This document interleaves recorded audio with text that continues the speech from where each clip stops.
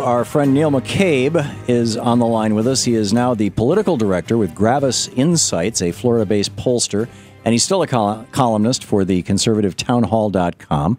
Gravisinsights.com is Neil's new website. Neil, welcome back. Hey, great to be with you, Tom. I don't know why you have to say conservative for townhall.com. You can say right thinking.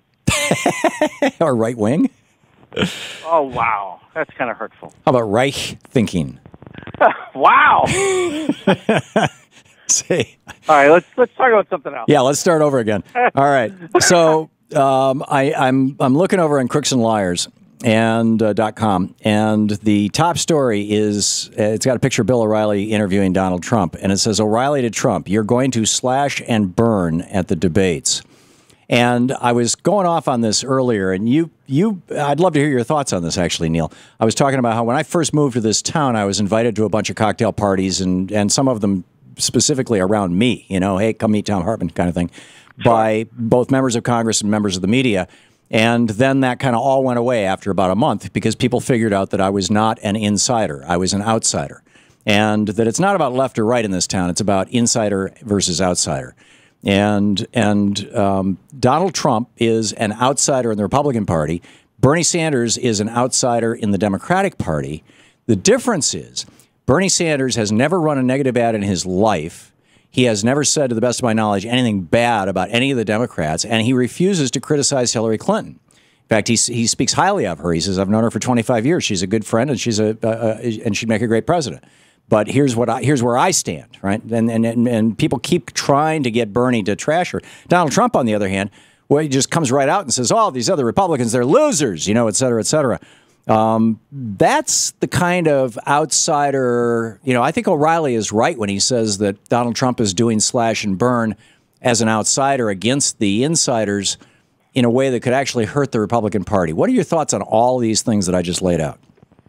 Well, it's always interesting when you hear, you know, a guy worth $9 billion described as an outsider, but, you know, he's been on the inside and the outside for 30 years. I mean, it was more than 30 years ago when he helped Mayor Koch bring ice skating back to Central Park, which was sort of... Well, I'd say in New York City, he's an insider. Yeah, absolutely. He's absolutely an insider in New York City and arguably in New York State politics. But nationally, he's very much an outsider, in my opinion. And I think it's going to cut both ways for him.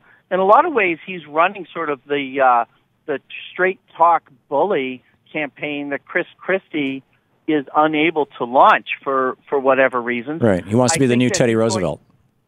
He's going to, in a lot of ways, he's going to hurt because he just says things almost, it seems like he's not thinking them out. You know, it's not like we're not getting really deep theoretical insights. Well, this is a guy who inherited $500 million from Daddy and turned it into a, you know, and nearly blew the entire thing and then turned it into a much larger fortune. He's never really had to, you know, think things through. Tom. Yeah. He made his money the old-fashioned way. He inherited it. His father left him 2,000 apartments in New York City. Right. Exactly. But I think in another way, though, Donald Trump could help the Republican Party because he is going to pull in people who never follow politics, but they know about this reality star called Donald Trump. And there are people who really are not engaged. They don't read the papers. They're the type of people, you talk to them about politics, their eyes glaze over. They have no interest whatsoever, but they know Donald Trump. And I think what's going to happen is, in a lot of ways, journalism is a real estate business. You only have so much space on the front page of the New York Times. You only have so much time in a cable news broadcast. And so there's going to be Bush, there's going to be Walker, there's going to be Rubio, Rand Paul, Ted Cruz, and then these other candidates are going to get sort of washed out, for whether it's fair or not fair, because the Donald is always going to get the space he needs in a broadcast or in a publication or in a website. I mean, right. If push comes to shove, he'll buy it. Traffic. Say again? If push comes to shove, he'll buy it. Yeah, well, he could. No, that's my point. He can buy advertising in newspapers and networks that will force them to recognize him. Yeah, and please, let's not forget that, you know, many people on the left have no issue when a Bloomberg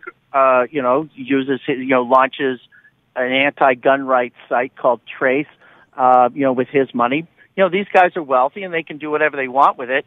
The problem, I think, is that Trump has not decided himself whether he's going to be serious or not, because, he had a very long announcement, Tom. That was a very long speech. But if you break it up into little sound bites, some of the stuff he said actually made sense. And I was saying, thank God somebody said that out loud. Yeah, he's the populist. And he's the outsider. There's something to be said for but can he work with Congress? He'll work with Congress if he can raise money for people running for re-election. Right. I mean, that's really the. That's how you work. That's how you work with Congress. Is you kick into their campaign funds. I mean, that's how John Boehner maintains his power. Is he holds he passes money out to members of Congress. Well, you study Congress, so you work in D.C., so you know Bob Corker, and you know that Bob Corker carries a lot of weight on Capitol Hill. Most Americans have never heard of him.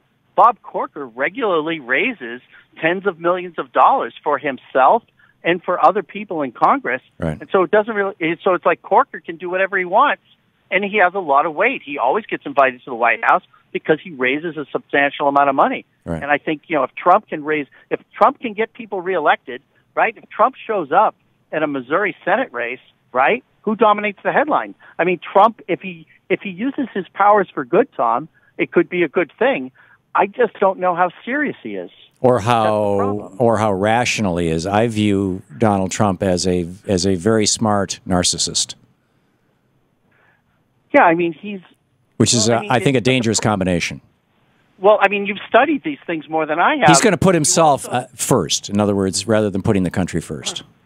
The problem, though, Tom, is as you've studied these things, is it's these scars and these flaws that drive people to greatness. A normal person doesn't want to even operate on these stages. Right.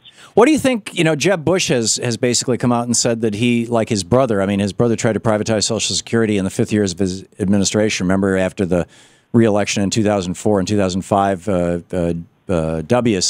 George W. said, I got my political capital and I'm going to use it now to privatize Social Security. And it didn't quite work out that way, but Jeb has essentially said, yeah, let's privatize Social Security. How is that going to fly with the American people? People love Social Security. I think a lot of people are surprised to learn how poorly their Social Security funds perform compared to even the simplest index fund. Like you can just, and it's really a shame, Tom, because it's. But they're really not supposed to perform. It's an insurance policy. It's capital being pulled out of the economy, and it's just sitting there. So you're in favor of privatizing Social Security too? It's not just sitting there; it's actually invested in U.S. government bonds. And in the 70s, well, there you go. And it was growing quite rapidly when you had 13% payments on the bonds. When you buy bonds with Social Security, right? Right. If private people are buying bonds, that puts pressure on the federal government to behave and maybe curtail its spending. But if you basically have a hostage buyer called the American people and their Social Security funds, that doesn't put pressure on people to cut spending or at least spend responsibly because you have a hostage. You just take their money whenever you need it. What does that have to do with anything?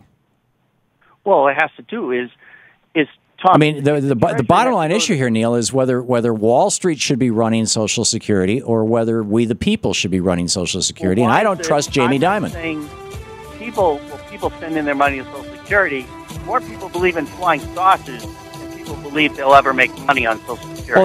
Well, that's because Pete Peterson has spent millions and millions and millions of dollars trying to convince people Social Security is going to go away. It's not going to go away. It resonates with people. Well, maybe Trump will fix it, Tom. That's the point. There you go. He can fix anything, right, Neil? Exactly, or you're fired. Right.